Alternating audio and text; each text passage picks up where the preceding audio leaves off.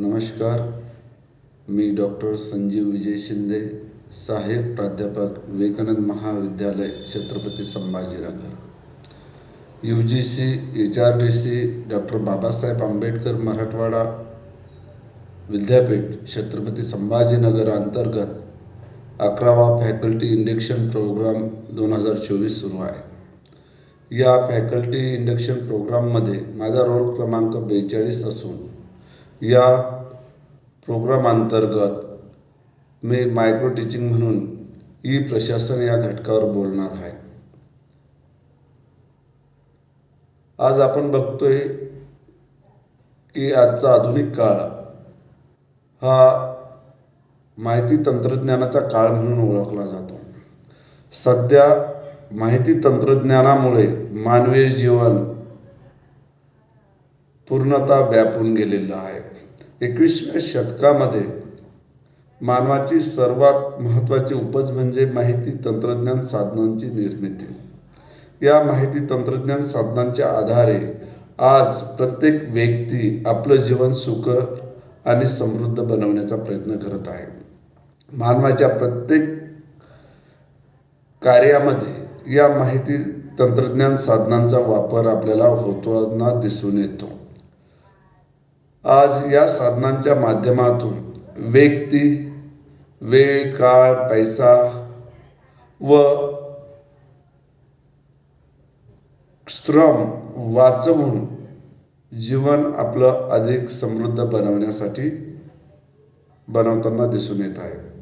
मुळात माहिती तंत्रज्ञानामुळेच वेगवेगळ्या साधनांची निर्मिती होऊन त्या सर्व साधनांचा वापर मानवीय जीवनामध्ये होताना दिसून येतो. ज्याप्रमाणे मानवी जीवनामध्ये या माहिती तंत्रज्ञान साधनांचा वापर होतो, त्याच पद्धतीनं त्या साधनांचा वापर आपल्याला इतर क्षेत्रामध्ये सुद्धा होताना दिसून येतो.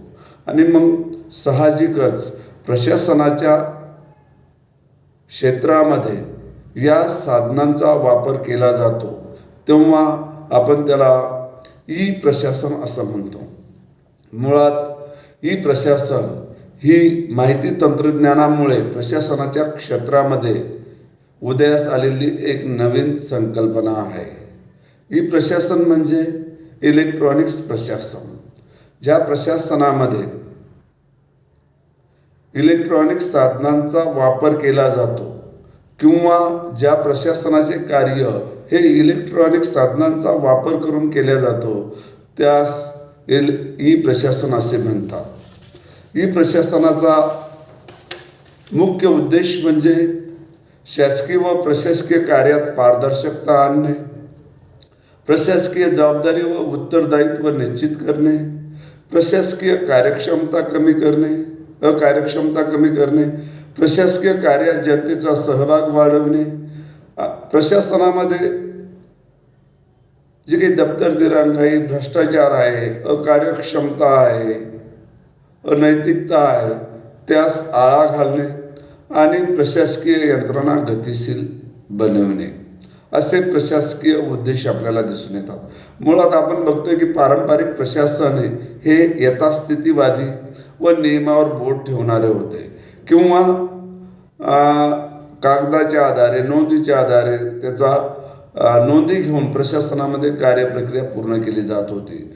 आणि मग प्रशासनाची एक कार्यप्रक्रिया असल्या कारणानं ते कार्य संत गतीनं होत होतं आणि मग व्यक्तीचा काळ, वेळ, पैसा या सर्वच गोष्टीचा अपव्यय होत होता.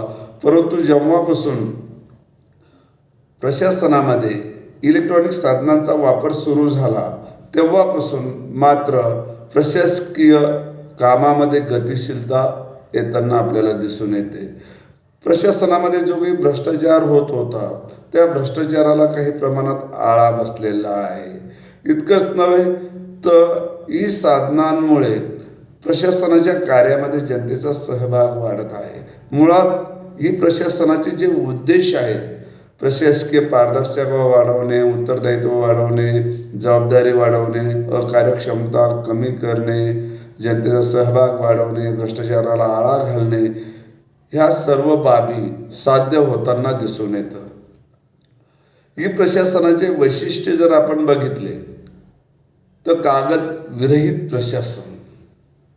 मुळात पारंपरिक प्रशासनामध्ये आपल्याला मोठ्या प्रमाणात कागदाचा वापर करताना दिसून येतो. प्रत्येक प्रशासनाच्या कार्याची नोंद ही कागदावर घेतल्या जात होती आणि मग आपण बघतोय की या कागदाच्या वापरामुळेच अनेक वेळेस अनेक चुकीच्या नोंदी, त्यातून निर्माण झालेले प्रॉब्लेम असे आपल्याला दिसून येतात. किंवा कागद गहाळ होणे, कागदाची जी फायलिंग प्रक्रिया आहे ती दप्तर दिरंगाई स्वरूपाची आहे, लालफितशाही स्वरूपाची आहे आणि म्हणून मग प्रशासनाचे कोणतेच कार्य, प्रशासनाकडून जनतेचे कोणतेच कार्य होताना दिसून येत नव्हते. परंतु ई प्रशासनामध्ये कागद विरहित प्रशासन म्हणजे संगणक, ईमेल, मोबाईल, वेबसाईट, मल्टीमीडिया या सर्व साधनांच्या माध्यमातून वापर करून प्रशासनात जे काही कागद वापरल्या जात होता, फायलिंग व्यवस्था होती, त्यामध्ये कमतरता आणलेली आहे. मुळात कागद विरहित प्रशासन हे ई प्रशासनाचं एक महत्त्वाचं वैशिष्ट्य आपल्याला सांगता येईल. तसेच प्रशासनातील पारदर्शकता हे सुद्धा एक महत्त्वाचं वैशिष्ट्य आपल्याला ई प्रशासनाचं सांगता येईल. पारदर्शकता म्हणजे खुलेपणा. मुळात पारंपरिक प्रशासनामध्ये खुलेपणा आपल्याला दिसून येत नव्हता, ट्रान्सपरन्सी दिसून येत नव्हती. प्रशासन हे नियमावर बोट ठेवून कार्य करत होते. जनतेचे कार्य वेळेत होत नव्हते आणि म्हणून मग ई प्रशासनाच्या सहाय्याने प्रत्येक कार्य हे कागद विरहित आहे, संगणकीकृत केलेले आहे. तुमच्या प्रत्येक नागरिक आपल्या कार्याची कामाची निश्चिती कुठपर्यंत आलेली आहे, आपलं काम केव्हा होणार आहे, किती दिवस लागणार आहे, या सर्व बाबी आपल्याला संगणकाच्या किंवा इलेक्ट्रॉनिक साधनांच्या माध्यमातून आपल्याला अगोदरच निश्चित होतात आणि मग त्यामुळं आपले काम कोणत्या अधिकारी किंवा कर्मचाऱ्याकडे आहे हे निश्चित माहीत असल्या कारणाने किंवा ते काम किती दिवसात पूर्ण होणार आहे हे माहीत असल्या कारणाने प्रशासनामध्ये खुलेपणा आलेला आहे. म्हणजे एकंदरीत माहितीचे अधिकार सारखा कायदा आल्यामुळे तुमच्या कामाच्या संदर्भात जी माहिती आहे ती माहिती तुम्हाला तात्काळ उपलब्ध होणार आहे. त्यामुळं कोणत्याही प्रकारची माहिती दडवून जी काही अगोदर टाळाटाळ होत होती ती टाळाटाळ मात्र आता होताना दिसून येणार नाही. हे एक वैशिष्ट्य आपल्याला ई प्रशासनाचं सांगता येईल.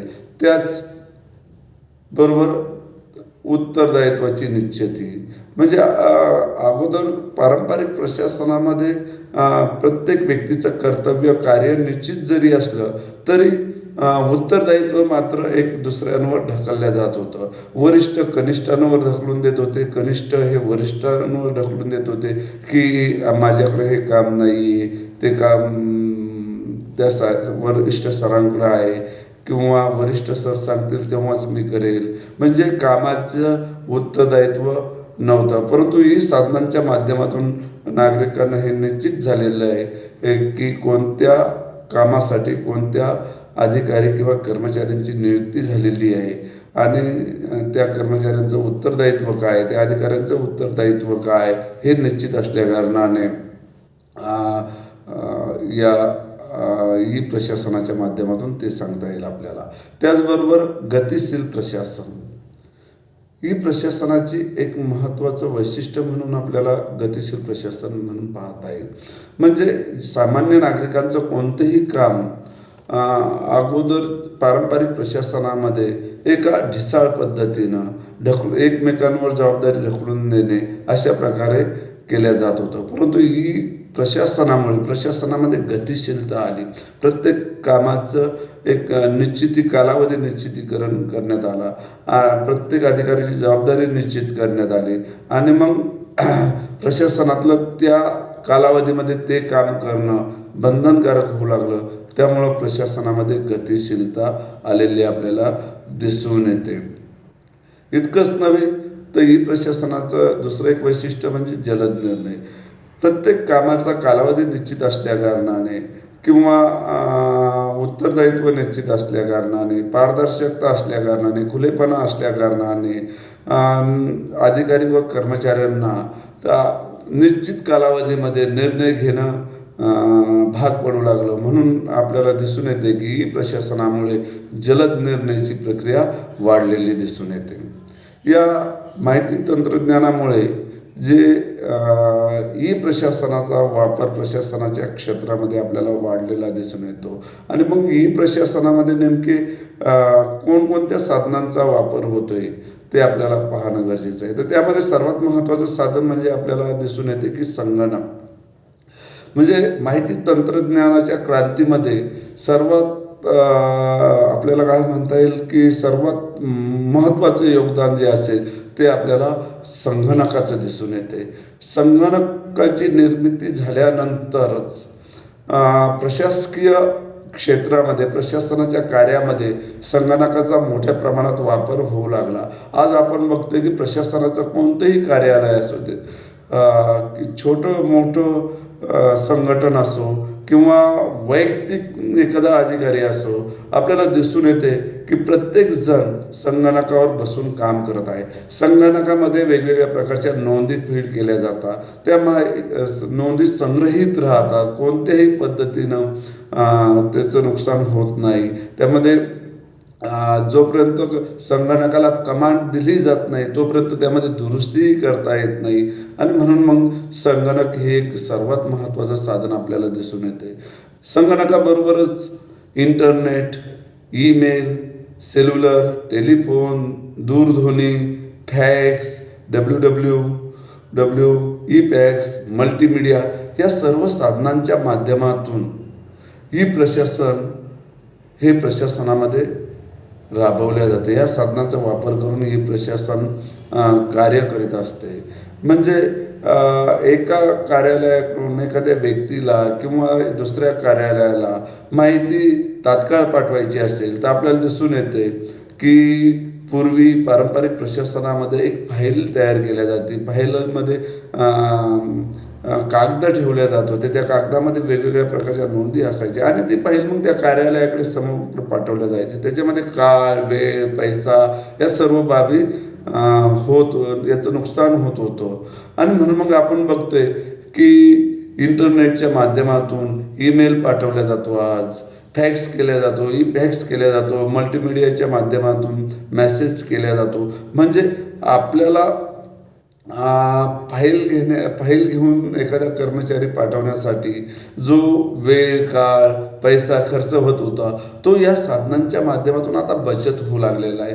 तात्काळ आपण इंटरनेटच्या माध्यमातून कोणताही मेसेज, कोणतीही माहिती समोरच्या व्यक्तीला किंवा अधिकाऱ्याकडे पाठवू शकतो आणि त्यांचं मत जाणून घेऊ शकतो. दूरध्वनी, टेलिफोन ह्या सर्व साधनांच्या माध्यमातून आपल्याला प्रशासनामध्ये वापरताना दिसून येतात. म्हणून ह्या साधनांमुळे साधनांचा वापर प्रशासनात आज होऊ लागला. म्हणून त्याला आपण ई प्रशासन असंही म्हणू शकतो. या ई प्रशासनाचे काही फायदे आहेत. त्यामध्ये सर्वात महत्त्वाचा फायदा म्हणजे नवप्रशासकीय संस्कृतीची निर्मिती होत आहे. आपल्याला दिसून येते की पारंपरिक प्रशासन यथास्थितीवादी, नेमार बोट ठेवणारं होतं. परंतु नवप्रशासकीय संस्कृती कशी तर गतिशील प्रशासन, पारदर्शक प्रशासन, जनताभिमुख प्रशासन, स्मार्ट प्रशासन, खुले प्रशासन ही एक प्रकारची नवसंस्कृती आजच्या आधुनिक काळामध्ये 21व्या शतकामध्ये आपल्याला निर्माण होताना दिसून येते. याचबरोबर प्रशासकीय कार्यक्षमता वाढत आहे. म्हणजे पूर्वी असं होतं की माहिती तंत्रज्ञानाचं ज्ञान नव्हतं, माहिती तंत्रज्ञानच अस्तित्वात नव्हतं.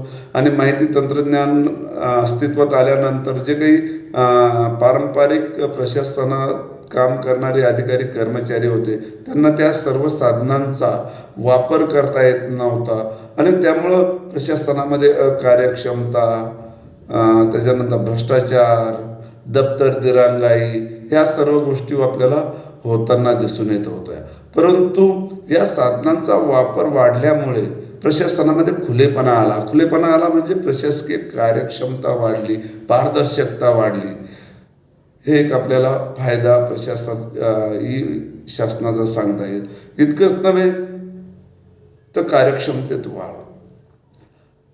पारंपरिक प्रशासनामध्ये कार्य करणारे अधिकारी कर्मचाऱ्यांनी प्रशासनाला किंवा प्रशासनातील साधनांना, इलेक्ट्रॉनिक साधनांचा विरोध केला होता सुरुवातीच्या कालखंडामध्ये.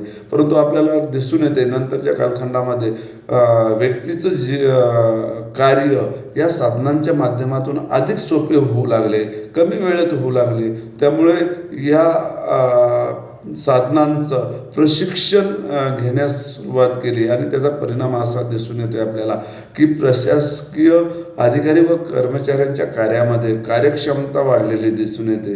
म्हणून एकूणच प्रशासकीय कार्यक्षमतेत या सर्व इलेक्ट्रॉनिक साधनांच्या वापरामुळे कार्यक्षमतेत वाढ झालेली आपल्याला दिसून येतोय. इतकंच नव्हे तर समन्वयात सुसूत्रता निर्माण झाली. हा एक फायदा आपल्याला सांगता येईल की अधिकारी कर्मचाऱ्याची एक हायरार्की असायची. त्या हायरार्कीनुसार कार्य आणि उत्तरदायित्व व जबाबदारीची वाटप केलेलं असायचं.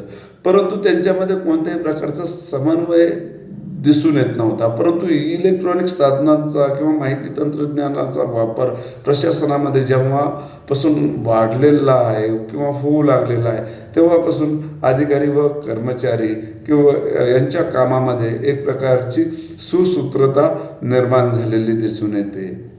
त्याचबरोबर अधिकारी आणि नागरिक किंवा त्याला आपण नागरिक आणि प्रशासन यांच्यामध्ये सुद्धा एक जवळीकता निर्माण झालेली, यांच्यातील परस्पर संबंध सुद्धा चांगले जिव्हाळ्याचे बनलेले दिसून येतात.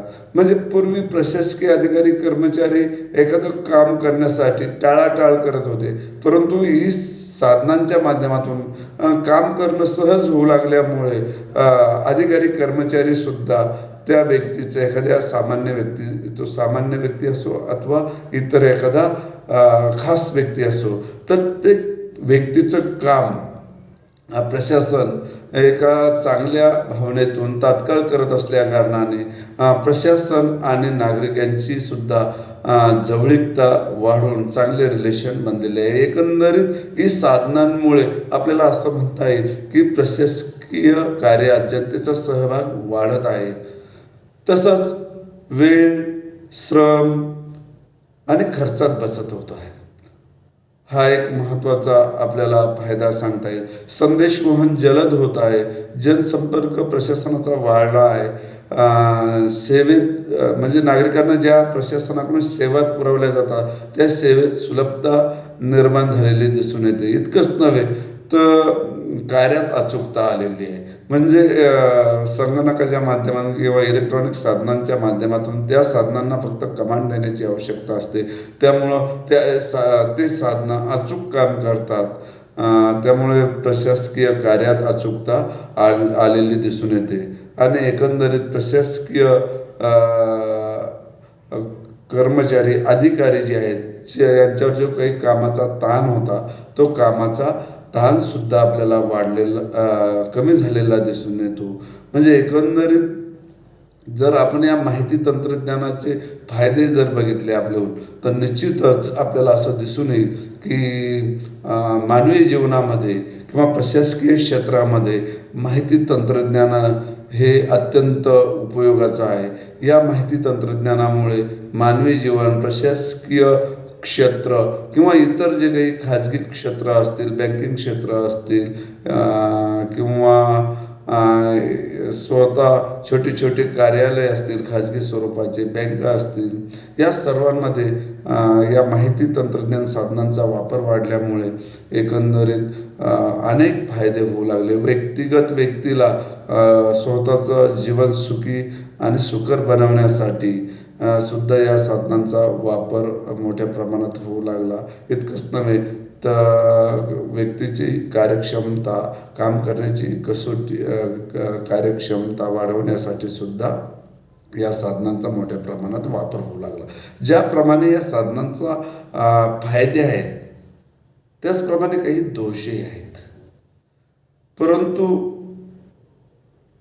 त्यामध्ये आपल्याला असं सांगता येईल की जर आपण माहिती तंत्रज्ञान साधनांचा योग्य वापर केला तर निश्चितच त्याचा दोषापेक्षा आपल्याला फायदेच, मानवी जीवनामध्ये फायदेच अधिक आहे. असं असलं तरी आपल्याला दिसून येईल की दोष कोणकोणते आहे.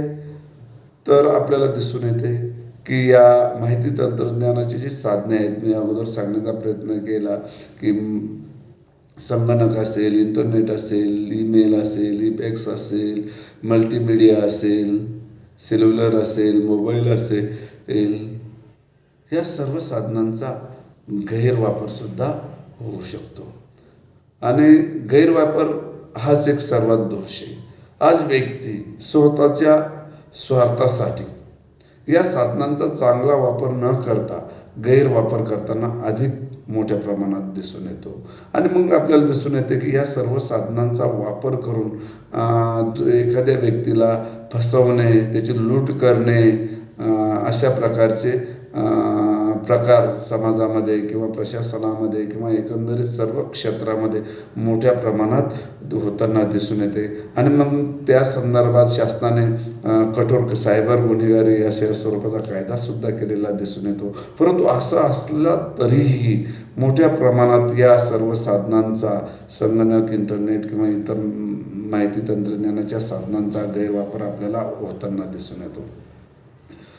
किंवा दुसरं, या साधनांचं काय म्हणता येईल, अप्रशिक्षित कर्मचारी, म्हणजे माहिती तंत्रज्ञानाचा वापर या संगणकाच्या प्रशासनाच्या क्षेत्रामध्ये वाढला, परंतु प्रत्येकालाच या सर्व साधनांचा योग्य वापर करता येतोय असं नव्हे. तर त्यांना प्रशिक्षण नसल्या कारणाने त्या साधनांचा वापर केला जात नाही.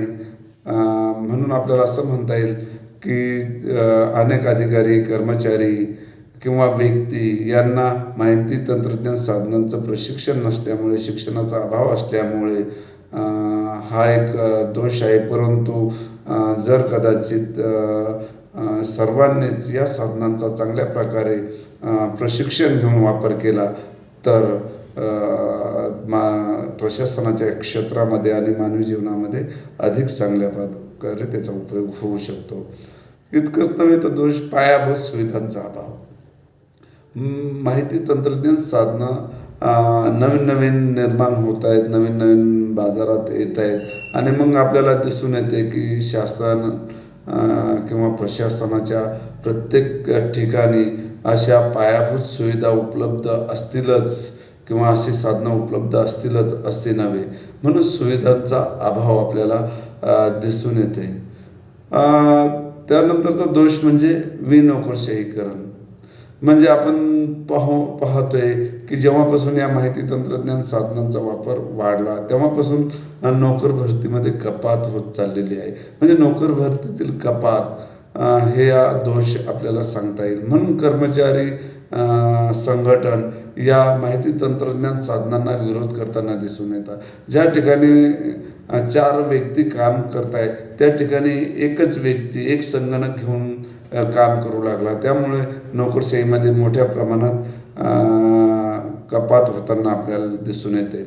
याचा परिणाम काय झाला की मोठ्या प्रमाणात समाजामध्ये बेरोजगारी वाढत आहे. आणि म्हणून मग बेरोजगारीतील वाढ हा सुद्धा आपल्याला एक महत्त्वाचा माहिती तंत्रज्ञानाचा दोष दिसून येतोय. आज आपण बघतोय की अनेक व्यक्तींना या माहिती तंत्रज्ञान साधनांच्या सहाय्याने रोजगार उपलब्ध झाला हे ठीक आहे. खाजगी प्रशासनामध्ये किंवा वैयक्तिक प्रशासनामध्ये, संघटन प्रशासनामध्ये आपल्याला अशा प्रकारचे रोजगार निर्मिती झालेली दिसून येते. किंवा अनेक व्यक्ती अशा साधनांच्या सहाय्याने स्वतःचा व्यवसाय करताना सुद्धा दिसून येते. हे जरी खरं असलं तरीही ज्या व्यक्तींना अशा साधनांचा वापर करता येतो ते मात्र या साधनांच्या कौशल्याच्या, आपल्या अंगी असलेले कौशल्य व प्रशिक्षणाच्या आधारे या साधनांचा वापर करून आपल्या जीवनामध्ये बदल घडवून आणताना दिसून येतोय.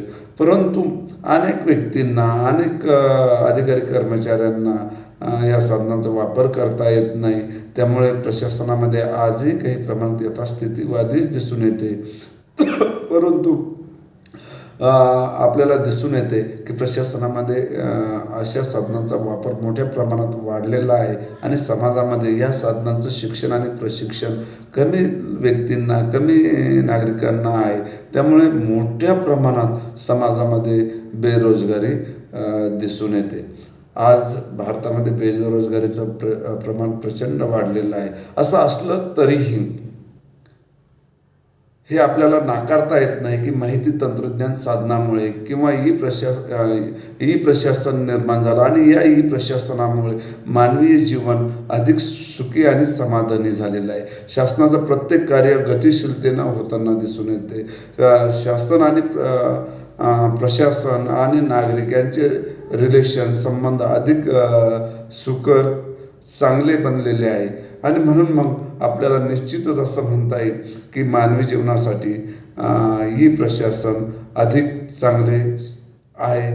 या ई प्रशासनाच्या साधनांचा चांगल्या प्रकारे वापर करून प्रशासन अधिक गतिशील बनवण्यासाठी कार्य करणे गरजेचं आहे. असं झाल्यास निश्चितच ई प्रशासनाचे, ई शासनाचे जे काही उद्देश आहे, पारदर्शकता, गतिशीलता, कार्यक्षमता वाढवणे, ह्या सर्व बाबी आपल्याला साध्य करता येईल. धन्यवाद.